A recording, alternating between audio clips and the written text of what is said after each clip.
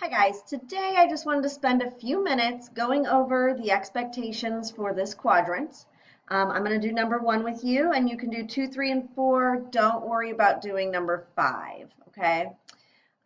So in this, the directions, according to directions, you've got all these shapes, and they are not the standard shapes. They're not regular shapes. They're going to be a little trickier to find the area of.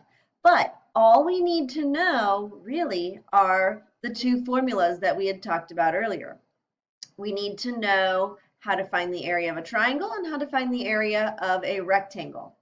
And so when we have a shape like this, in order to do that, I might not know how to find the area of this 1, 2, 3, 4, 5, 6, 7, 8-sided figure, which is actually an octagon, which we're not used to seeing octagons that look like this, but it is. So to do that, I am going to draw the least number of lines possible. Now that's the key. You don't want to have a ton of lines everywhere because that's just more work for yourself. But doing the least number of lines possible, let's take this octagon and divide it into a series of figures that I can find the area of. So for example, I know how to find the area of these two squares. So 6 times 6 is 36.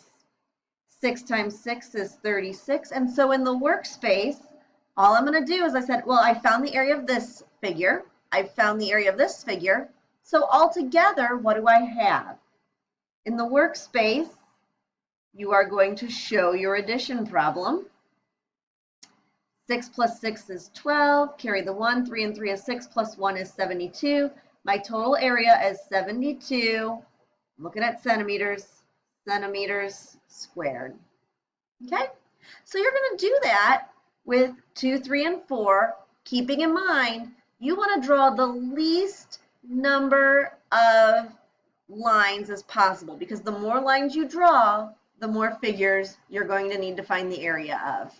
All right, so give it a shot, and can't wait to have a conversation with you.